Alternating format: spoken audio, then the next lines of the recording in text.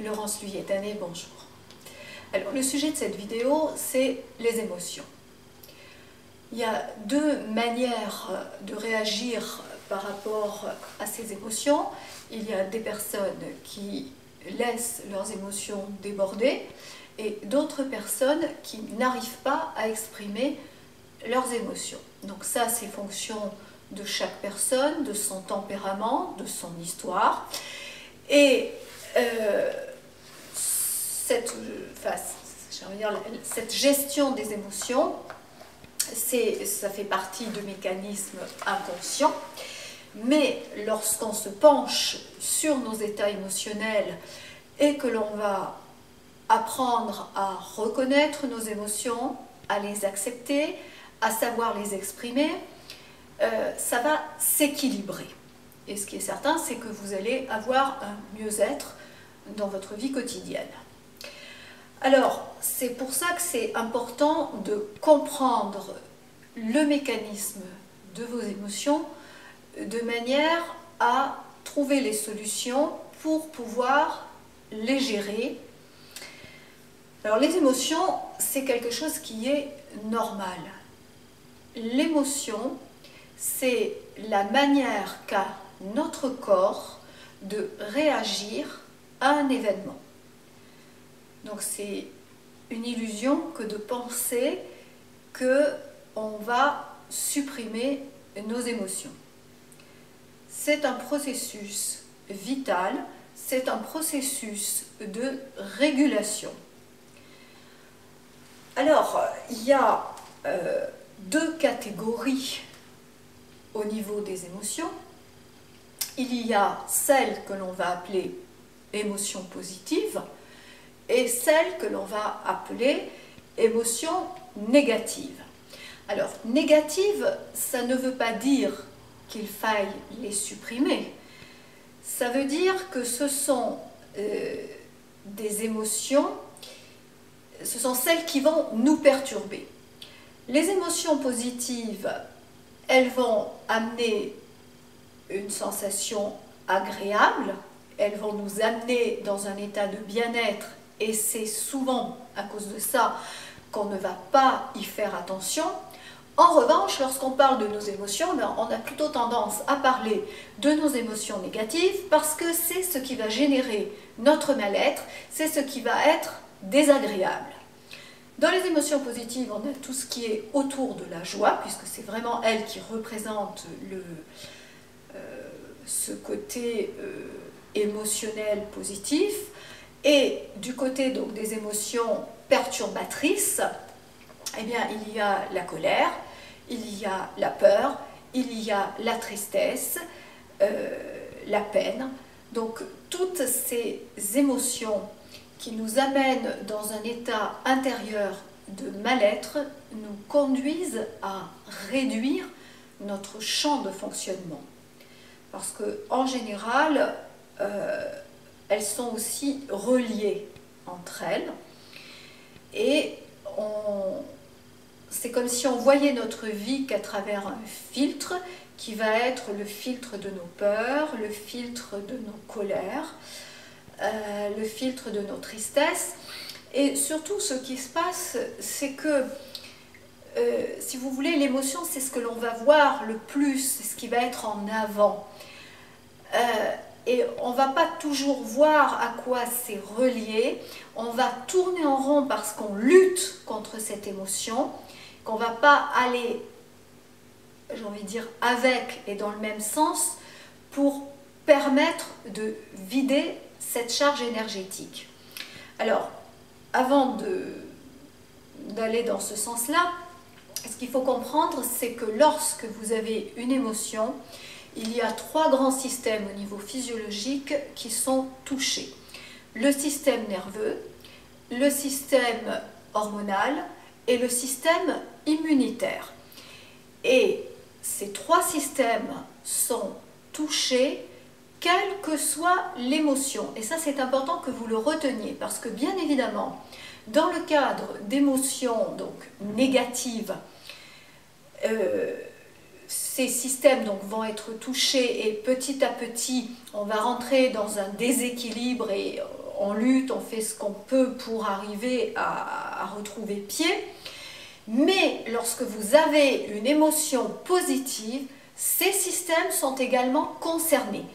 Donc, chaque fois qu'il y a une émotion, qu'elle soit positive ou qu'elle soit négative, il y a nécessairement au niveau biochimique des hormones, des types d'hormones qui vont être différents et qui vont avoir un impact au niveau physique et au niveau donc mental. Sauf que en ce qui concerne le côté, si vous voulez, immunitaire, tout ce qui va être émotion négative va diminuer nos résistances au bout d'un certain temps au niveau immunitaire, alors que tout ce qui va être émotion positive va contribuer à augmenter nos défenses immunitaires. Donc ça, c'est important à comprendre parce que si vous voulez, ça va jouer dans votre bien-être, hein, et dans le fait de maintenir un niveau d'énergie qui soit, de maintenir un bon niveau d'énergie. Alors, en ce qui concerne les émotions négatives, on va donc commencer par ça. Donc je vous ai dit, votre champ de fonctionnement est réduit, puisque, comme on l'avait vu sur une autre vidéo, c'est un petit peu comme si on voyait l'arbre qui cache la forêt, et cet arbre qui cache la forêt, ça va être nos peurs, ça va être notre colère, ça va être notre tristesse, et plus on le regarde, et bien plus c'est alimenté, et on est dans une sorte de cercle vicieux dont on a beaucoup de mal à sortir. Alors, dans ce cadre d'émotions négatives, donc je mets bien négative avec des guillemets, hein, c'est-à-dire ces émotions qui nous perturbent, hein, ces émotions perturbatrices. Donc je vais faire référence à la notion de traumatisme. Alors un traumatisme, c'est quoi? Ça peut être un gros traumatisme, comme ça peut être un enfant par exemple qui a eu une punition qu'il a mal vécue et qui va avoir beaucoup de peine, qui va avoir beaucoup de colère, ça va être un traumatisme à son niveau. D'accord? C'est-à-dire qu'un traumatisme, c'est quelque chose que nous allons vivre d'une certaine manière et qui va nous générer un état émotionnel particulier. Alors, c'est certain que lorsqu'on a des traumatismes très importants, bon, ça va toucher différents niveaux et d'une manière peut-être plus forte, mais il y a aussi des événements qui peuvent paraître tout à fait anodins, mais que nous avons mal vécu, donc qui rentrent dans le cadre de ce qu'on va appeler d'une manière générale un traumatisme. À partir de là, il y a donc une émotion qui va se mettre en place et donc ce qui va vous gêner, c'est cette charge émotionnelle, cette charge énergétique contenue dans l'émotion qui va faire qu'on est dans la colère et qu'on ressasse les choses, qui va faire qu'on est dans la peur, etc. Donc on est dans ce côté émotionnel qui va jouer au niveau mental parce qu'on va avoir des pensées associées. Plus on est dans ces pensées associées, plus on va nourrir l'émotion. Donc on est vraiment dans tout un cercle. Alors, il y a le moyen de dissoudre les émotions. Alors, plus exactement, on va parler de dissoudre la charge énergétique parce que l'événement que vous avez vécu, quel qu'il soit, votre passé, il reste votre passé, vous ne pouvez pas revenir dessus. En revanche, l'émotion qui a été générée et qui est là, qui est active en termes de noyau d'énergie, si vous voulez, c'est ça que l'on va pouvoir dissoudre. Donc, à partir de là, vous allez pouvoir retrouver un bien-être et un état d'équilibre. Alors, pour dissoudre ces charges énergétiques, on va passer par certaines techniques qui vont faire partie de ce qu'on appelle la psychologie énergétique, ainsi que également certaines techniques de méditation bien particulières. Alors, je fais une petite parenthèse par rapport à ce côté émotionnel. Lorsque vous faites un travail de thérapie, de psychothérapie, orienté plus analytique, parfois vous allez comprendre toute votre histoire, mais vous allez continuer à traîner un mal-être. Ce mal-être, c'est quoi? C'est parce que au niveau émotionnel, vous n'avez pas pu aller jusqu'à la racine, si vous voulez, énergétique, enfin, je vais dire ça comme ça, pour enlever cette charge émotionnelle. Hein? Donc ça ne veut pas dire que parce que vous avez fait un travail, même qui peut être long, parfois de plusieurs années, que vous n'avez pas avancé. Vous avez avancé dans la compréhension des choses, dans votre structure psychique. En revanche, le côté émotionnel reste quelque part engrammé en nous. Voilà. Donc, dans ce travail de psychologie énergétique, eh bien, on va pouvoir enlever cette charge énergétique de l'émotion. Et comment est-ce que vous allez voir que vous avez progressé par rapport à ça? Bon, déjà, ça va être vraiment un bien-être qui va s'installer.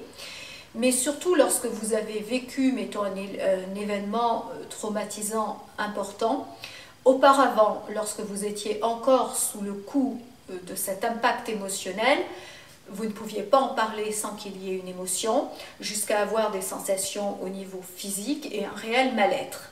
Une fois que vous allez avoir donc dégagé cette émotion, c'est-à-dire sa charge, vous allez pouvoir reparler de l'événement dans une neutralité.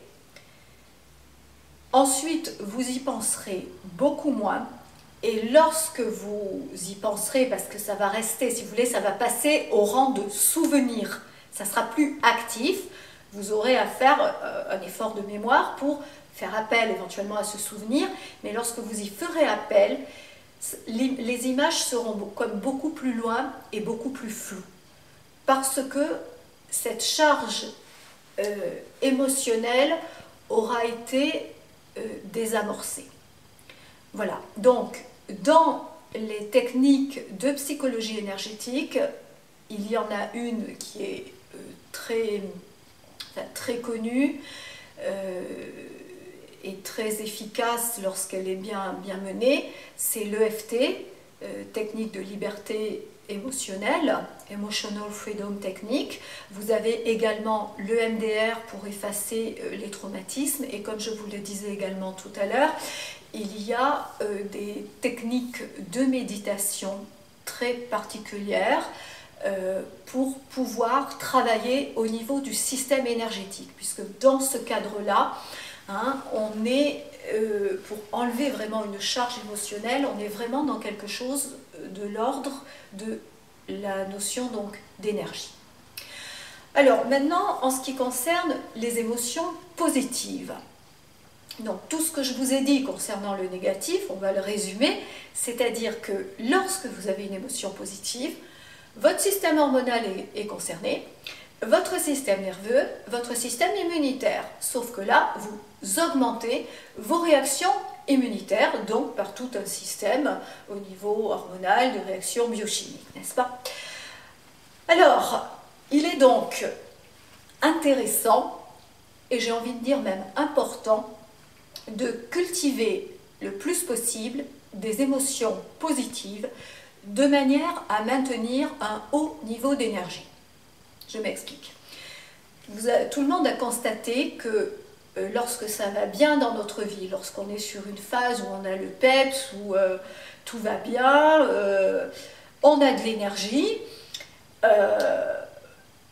il y a un événement qui se passe, j'allais dire une contrariété, enfin plus qu'une contrariété, bon, quelque chose qui vient vous perturber, vous n'allez pas réagir de la même manière que si vous avez le même type d'événement alors que vous êtes sur une phase où, on va dire, vous n'avez pas le moral, où les choses ne vont pas forcément comme vous voulez. Voilà, donc avoir un certain niveau d'énergie va vous permettre de garder un moral, donc un niveau émotionnel, à un certain seuil, donc je vais appeler positif, et vous allez en sentir les répercussions à tous les niveaux, donc autant au niveau physique, au niveau mental, au niveau émotionnel. Parce qu'au niveau physique, vous allez être beaucoup mieux dans votre corps, vous allez avoir plus d'énergie pour faire ce que vous avez à faire. Au niveau mental, vous n'allez pas ressasser des pensées négatives.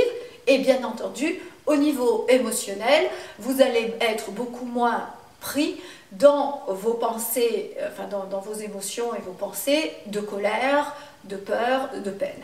Hein?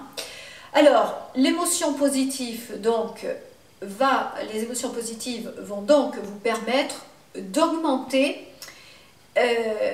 votre calme et d'augmenter vraiment votre bien-être.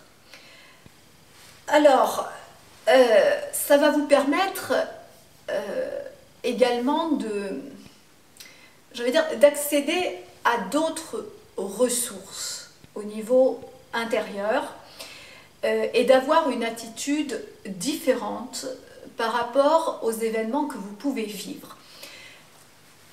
Plus vous allez activer, j'aime pas le terme activer, plutôt plus vous allez cultiver des émotions positives, du fait que vous avez cet impact au niveau physiologique, vous allez donc élever votre niveau d'énergie, et comme je vous l'ai dit, il va y avoir donc un recul par rapport aux événements, et au niveau donc bien sûr du mode de pensée, du mode de voir votre vie, ça va être un filtre beaucoup plus positif qui va se mettre en place.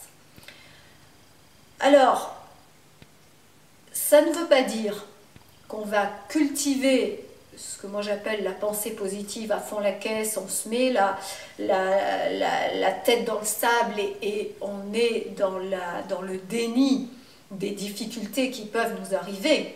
Non, au contraire, on ne va pas nier le négatif, c'est-à-dire nier les événements qui peuvent être difficiles et qui vont avoir un impact émotionnel désagréable sur nous, mais on va parallèlement à ça cultiver et se servir de cet aspect positif.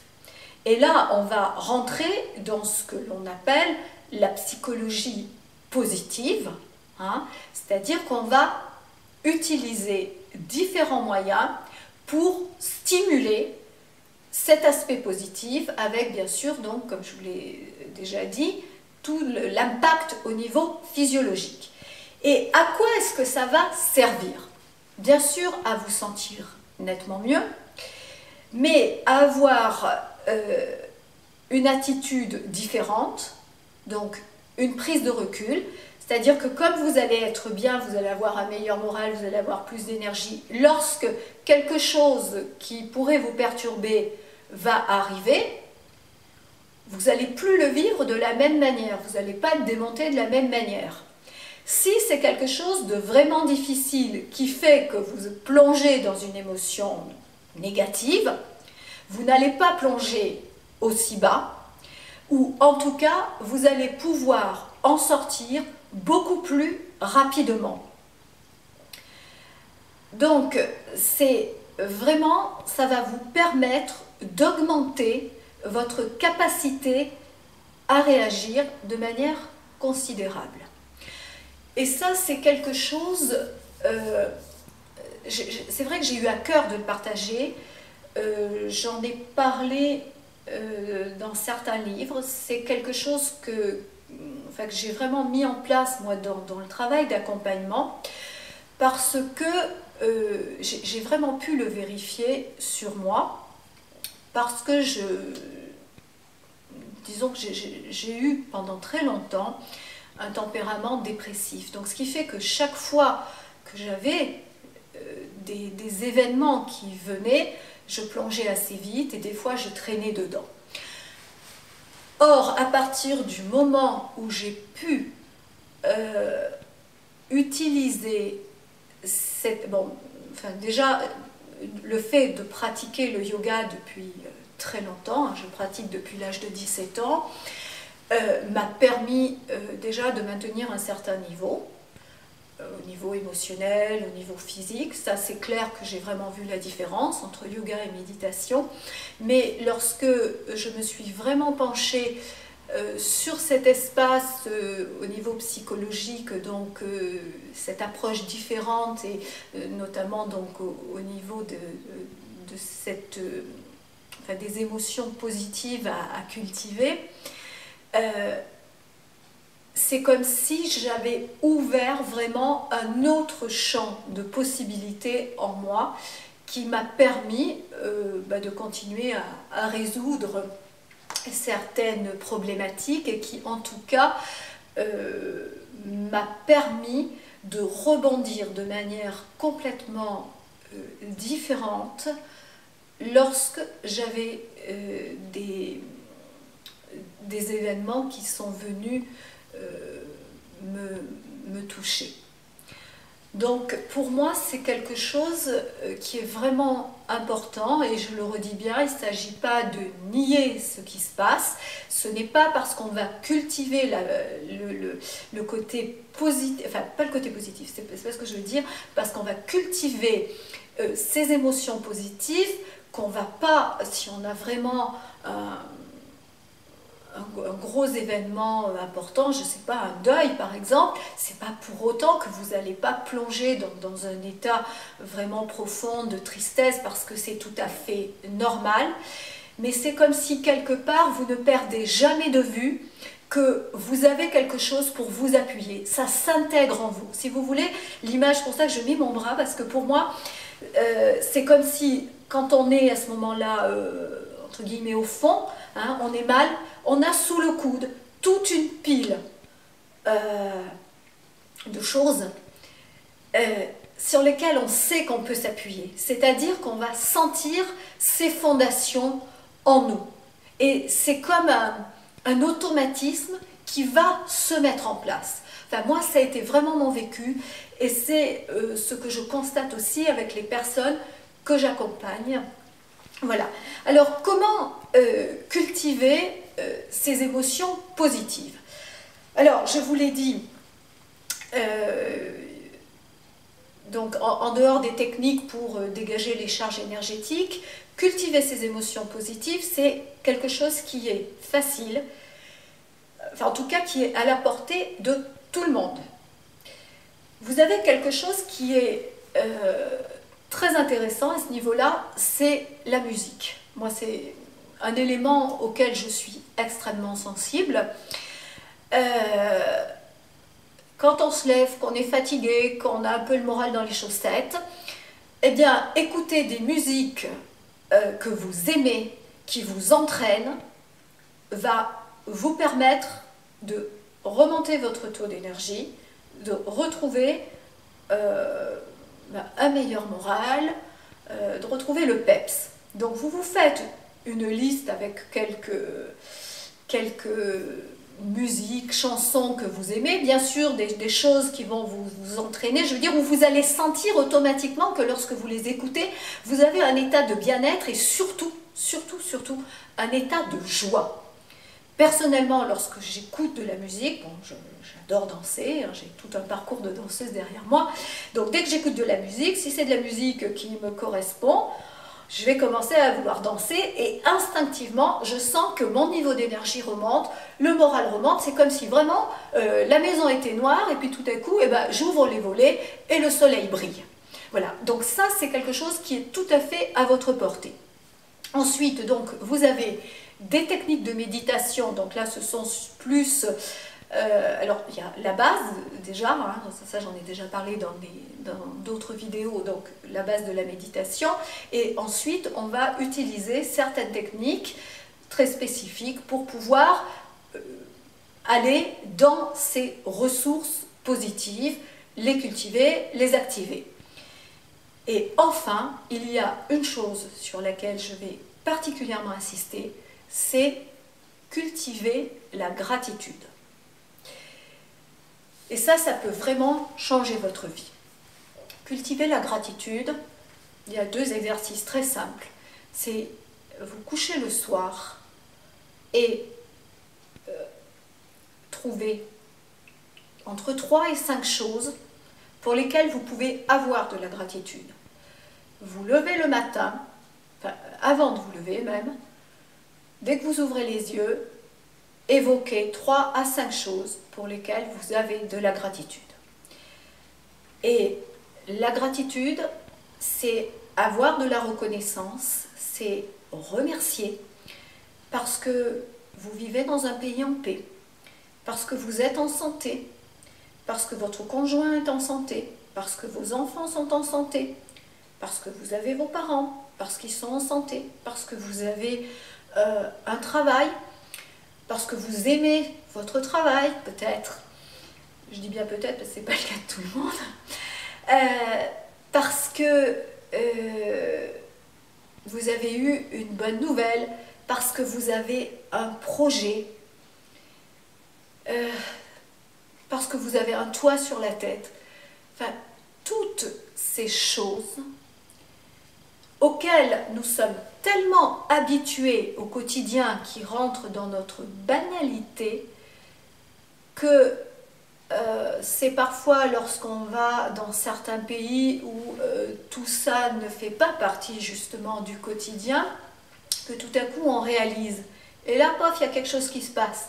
Alors on n'a pas besoin de se déplacer, on n'a pas besoin d'avoir une maladie, d'avoir quelque chose de grave qui se passe pour nous, pour prendre conscience de ce que l'on a, avoir de la reconnaissance et remercier.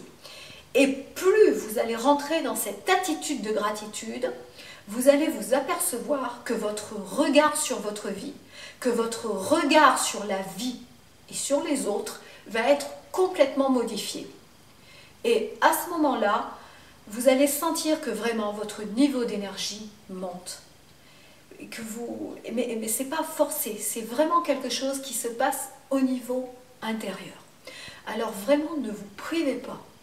Hein. C'est gratuit, c'est facile, ça demande très peu de temps. Donc n'hésitez pas à partager autour de vous ces petits exercices de gratitude. Voilà. Donc, je vous remercie de ce temps que vous avez passé avec moi en regardant cette vidéo. Je souhaite de tout cœur qu'elle puisse vous aider à mieux comprendre vos émotions et à cultiver cet espace d'énergie positive en vous, qui est vraiment une aide à beaucoup de niveaux. Voilà, eh bien vous pouvez laisser des commentaires, ça sera toujours un plaisir, et vous pouvez retrouver mes activités sur mon site laurenceluyetannay.com. À très bientôt.